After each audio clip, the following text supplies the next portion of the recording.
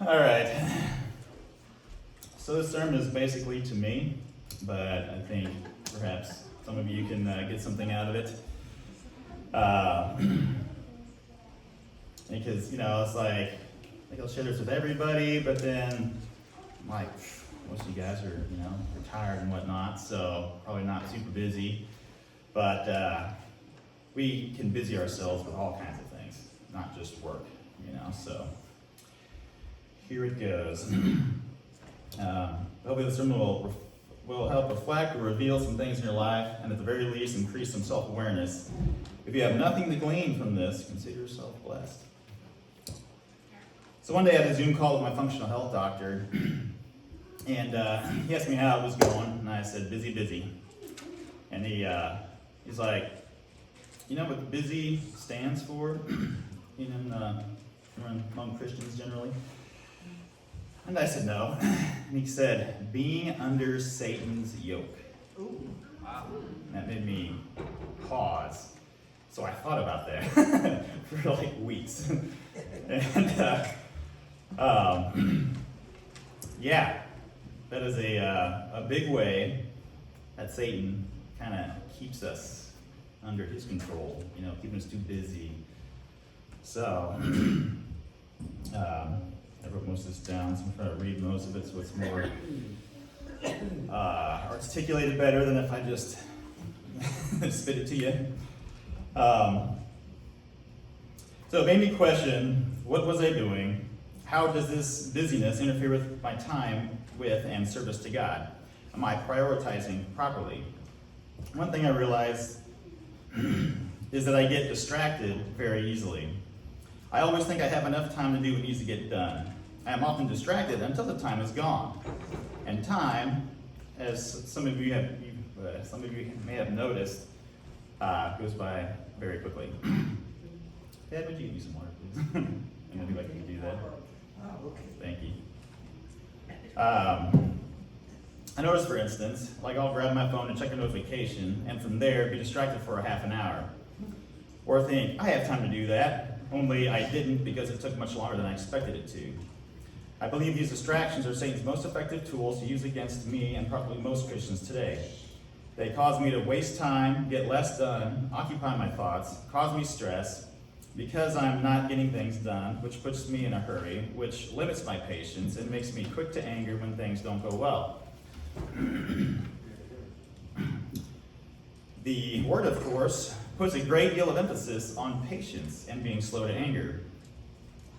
So, I noticed in my, wait till it gets in here. But have you noticed that, the more rushed you are, the less patience you have? Yes. And, which is, not only are you shorter with people, but like your children, you'll snap at them when, maybe they weren't really being that bad at the time, but your patience is already shot. So, of course, you never want to snap at anybody unless it's well deserved. Get some magic water to help my mouth work, hopefully. Yeah, I would have had it up here. Yeah, thanks. Just holy water. It is now.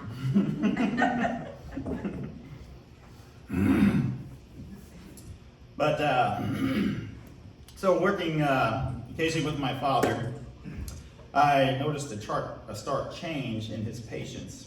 Before, when he was working and taking care of the farm and keeping up the vehicles, he had little patience and would get angry when things didn't go right. Now that he's not busy, he has a lot more patience and has surprised me with how calm and cool he is when things don't go right. Really? Yeah. Like with your car and stuff, if we were working on it, or all your cars. Like, oh, that's no good. And they're just like, that'd be it. It's like, how? So, trying to be more like my dad in that aspect. All right. So, not only does our busyness keep us from what we should be doing, it also keeps our supply of patience depleted and hinders our ability for practicing patience, and therefore we don't reflect God's patient character.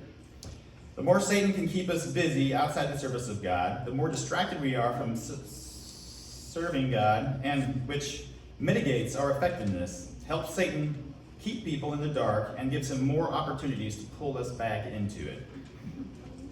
If you're so busy with other things that you're not praying, not renewing your mind with the reading of the Word, and you're not serving, you're neither hands or feet or any other part of the body of Christ.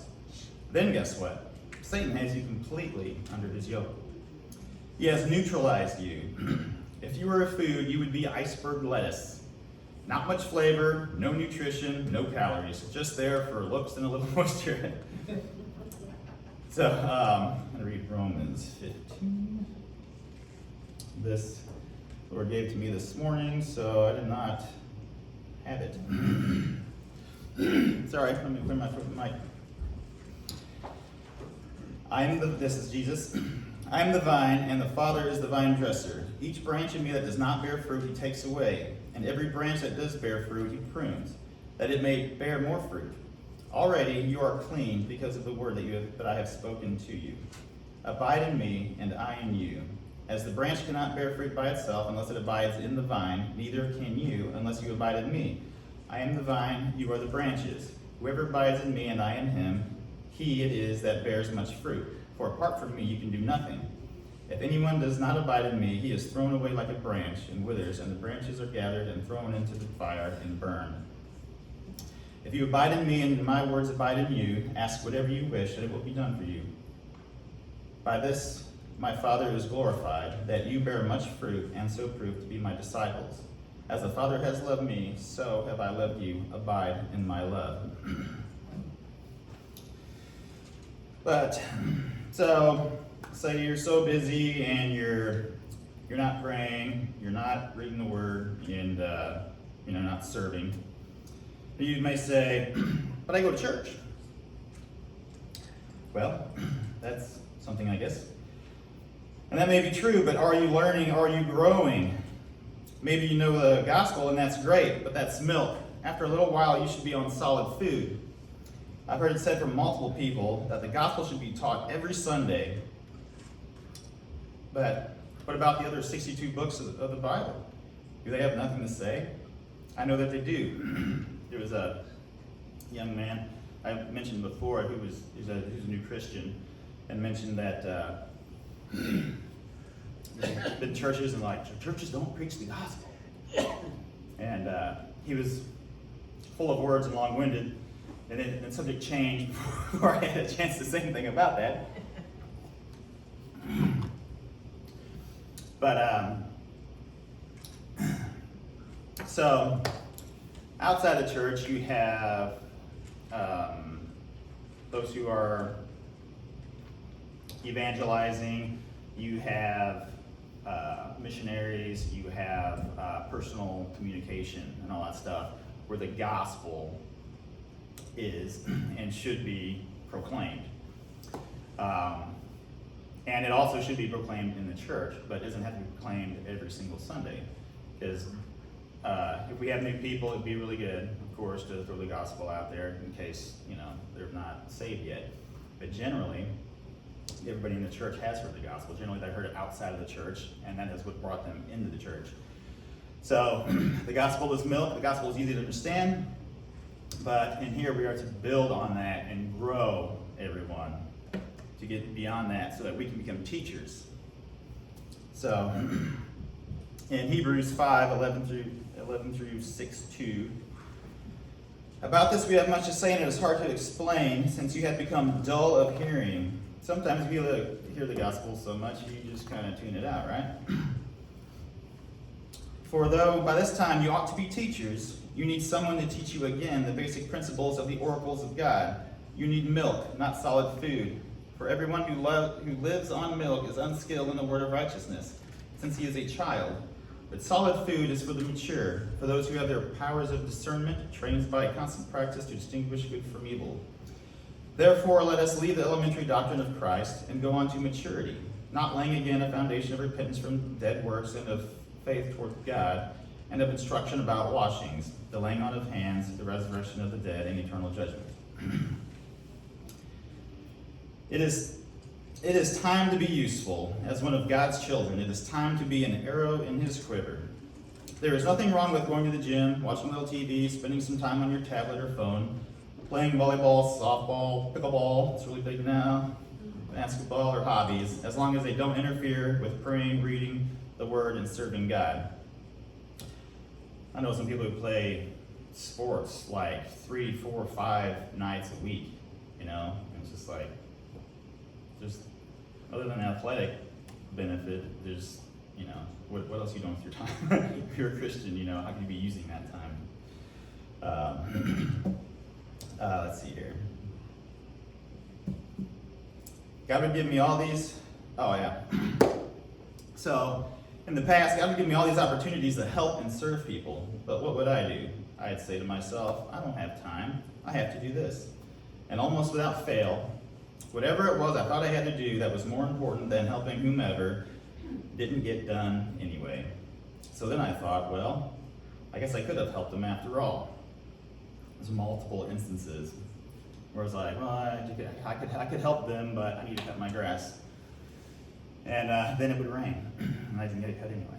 So it's just stuff like that. So then I stopped not helping others because of what I had going on, and putting other people first, like that tells us to, right?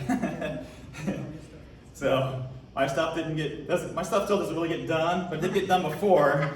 So, but at least I'm obeying God and serving, right? The Bible says in Proverbs 16:3, commit your work to the Lord and your plans will be established. My work was committed to me and not to the Lord, so it was not established. Other than Satan's influence, personally, why are we so busy? Why do we keep ourselves busy? Oftentimes people make themselves busy as a way of escape. There are things they don't want to think about, and the busier they are, the less time they have to be in their head. So they keep themselves physically busy with working, playing sports, projects, hobbies, socializing, etc., or are the person who always has earbuds or headphones on, constantly listening to podcasts or music.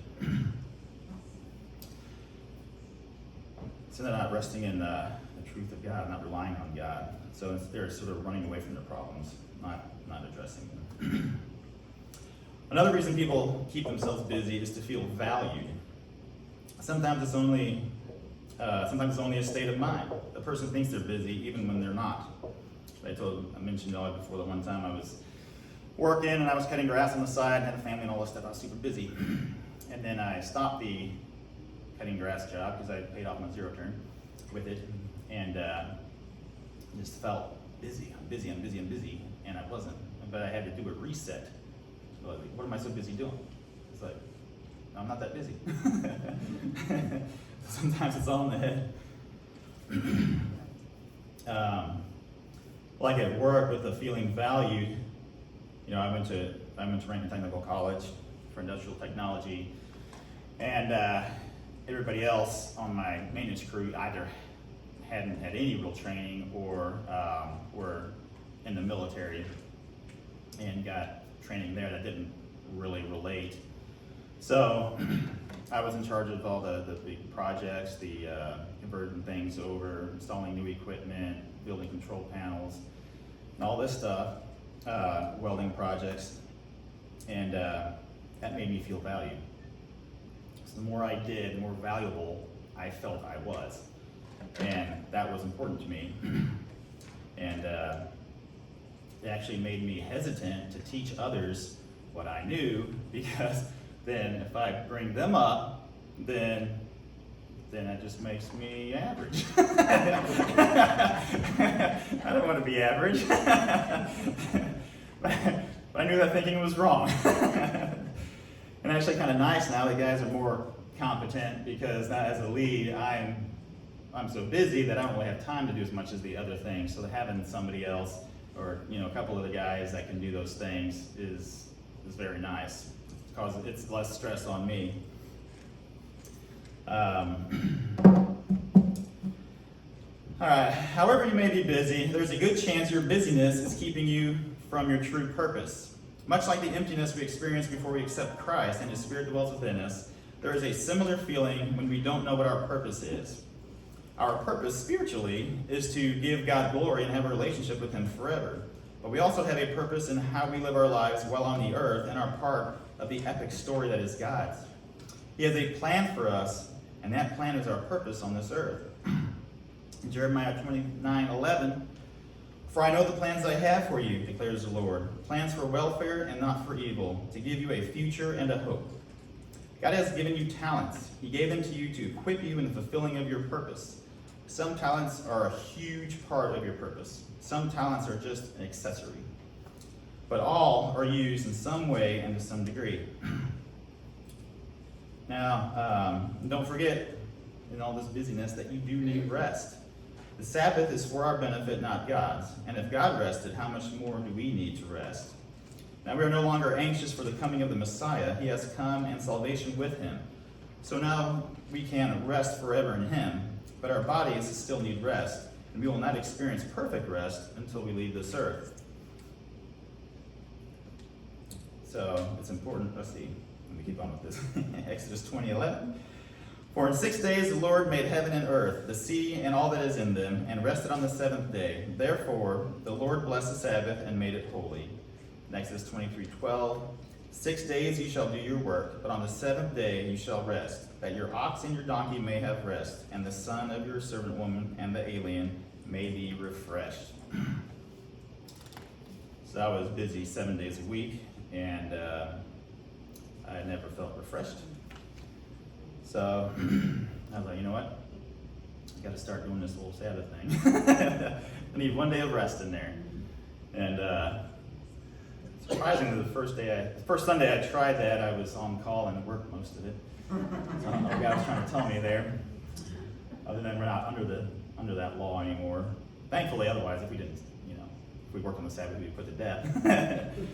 But what's that? I'd be doing. Yeah. But yeah, I've been making a real effort for that, and it is helping. All I did yesterday was just work on this, which was still work, but it wasn't as much chaos. Except for thinking about all the stuff I need to do. I was like, no. All right. Don't be too busy to wait on God. Psalm 46:10. "Be still and know that I am God. I will be exalted among the nations, and I will be exalted in the earth." Sometimes we're too busy to wait for God's answer, right? Be still and know he is God, and wait on him. Where are we? I don't remember when we started. So we got to pray, we got to renew our minds, and we have to serve. So here's just some verses that reflect that. In praying, Romans 12:12, "Rejoice in hope, be patient in tribulation, be constant in prayer." Romans 12:2, "Do not be conformed to this world, but be transformed by the renewal of your mind, that by testing you may discern what is the will of God, what is good and acceptable and perfect." Ephesians 6:8, "Praying at all times in the Spirit, with all prayer and supplication. To that end, keep alert with all perseverance, keeping supplication for all the saints." Matthew 26:41, "Watch and pray that you may not enter into temptation. The spirit indeed is willing, but the flesh is weak." So we must stay in prayer. Not only that, but of course that's our relationship, our communication with God. Meditating on the Word, Joshua 1:8, "This book of the law shall not depart from your mouth, but you shall meditate on it day and night, so that you may be careful to do according to all that is written in it. For then you will make your way prosperous, and then you will have good success." Psalm 119:15, "I will meditate on your precepts and fix my eyes on your ways." Psalm 119:48, "I will lift up my hands toward your commandments, which I love, and I will meditate on your statutes." All right, so I'll read Psalm 145:3-5. "I remember the days of old. I meditate on all that you have done. I ponder the work of your hands." If you're stuck in the gospel, you don't look at what God has done throughout all of history, right? You look at the Old Testament and all that to see what and remember what he's done. Serving, Exodus 23:25, "You shall serve the Lord your God, and he will bless your bread and your water, and I will take sickness away from among you." Ephesians 2:10. We are his workmanship, created in Christ Jesus for good works, which God prepared beforehand that we should walk in them. Matthew 5:16. In the same way, let your light shine before others, so that they may see your good works and give glory to your Father who is in heaven. 1 Timothy 6:18. They are to do good, to be rich in good works, to be generous and ready to share. Now all these good works, this is serving. Serving people, serving God. James 2:14. What good is it, my brothers, if someone says he has faith but does not have works? Can faith save him? James 2:20. Do you want to be shown, you foolish person, that faith apart from works is useless? All right. So in churches, 20%, what I've heard, 20% of the people, just like in business, do 80% of the work. Yeah, that's right. Thank you.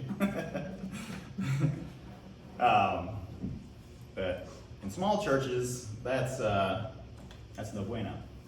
Yeah.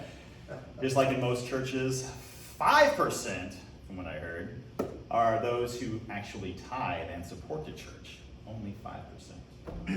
Yeah. Again, small church is no bueno. 5% of a small church. Ooh. Yeah. So I'm pretty sure we're doing better than that here. Otherwise, the doors would be shut. Right. Exactly. We have, I would say, 100%. Awesome. That is a testimony. That is serving. That is, yeah. Praise God. Obeying God. No, praise God. Good deal. However, it's like when the angels spoke to the churches, you have this, that is great. However, I have this against you. I'm going to step on some toes here. Yeah. When asking for volunteers to do things, it's oftentimes crickets. And I mean, a lot of times it's like, well, I'll wait for somebody else to volunteer, and if they don't, maybe I'll do it. Well, guess what? Nobody else has volunteered, so it's up to you. So if God is on your heart at all to volunteer, please do it. I'm not forcing you. Not that I could anyway, but we don't want you doing something that you're not, called to do, you're not fit for, or anything like that. So. But we had our business meeting, and we now have volunteers for our finance committee.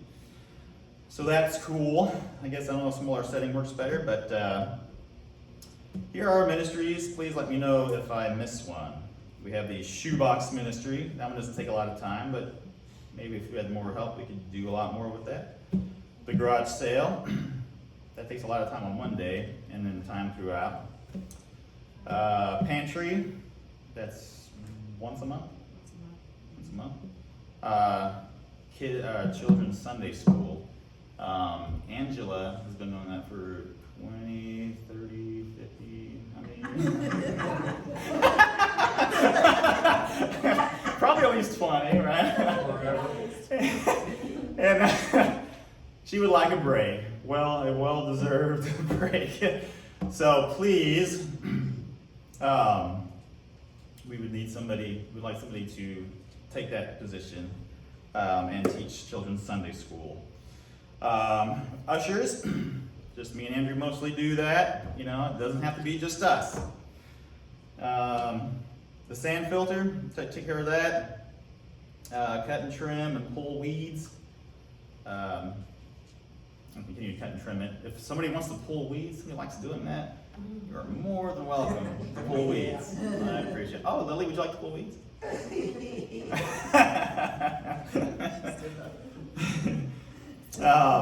Lily was doing a great job today, actually helping greet and hand out the bulletins. Yeah. Yes. So there's an example set for you by one of our little ones. And apparently my clothes make me look taller.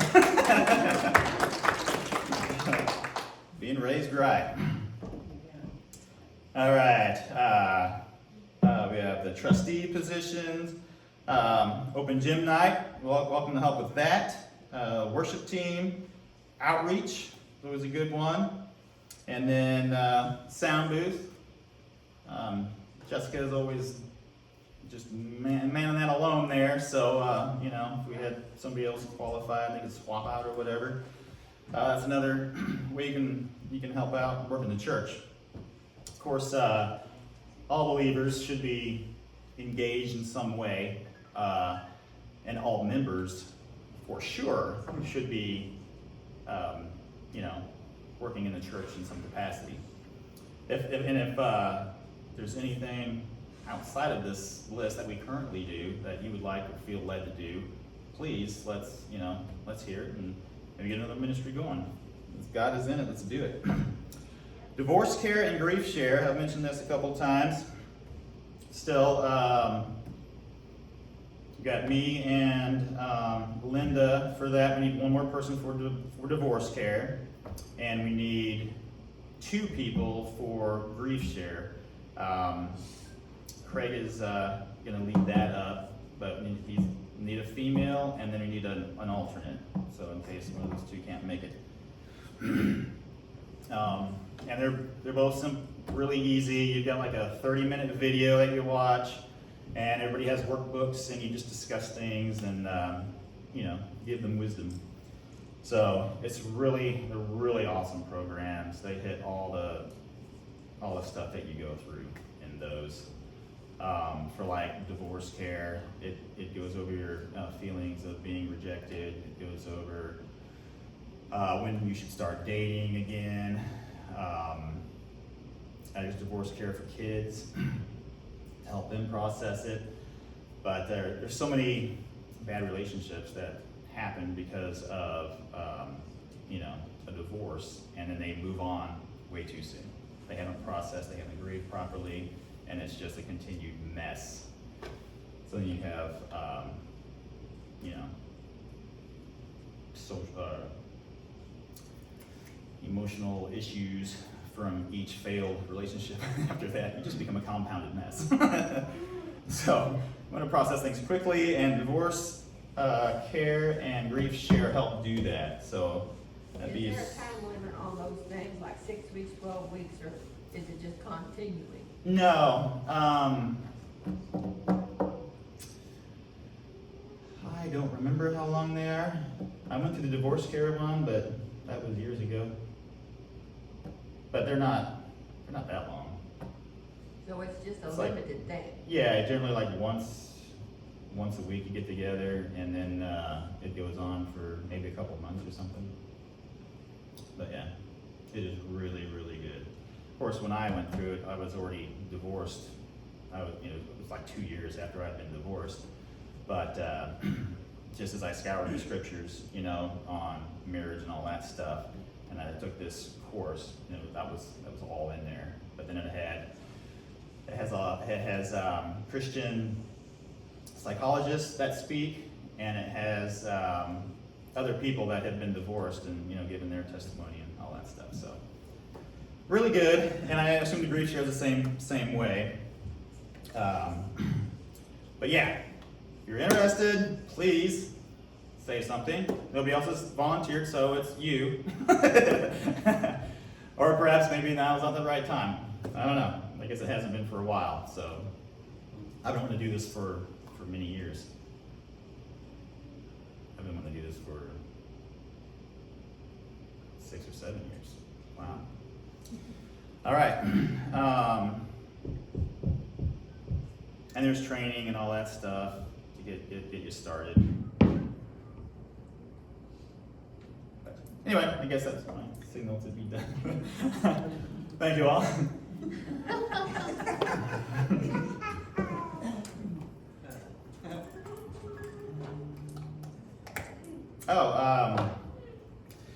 Craig is currently with Pastor Ray down in Bahal.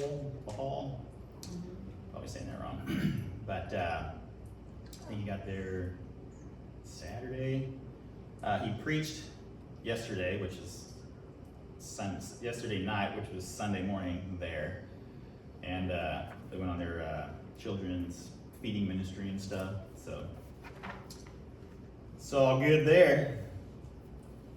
Thank you. Keep coming back. No.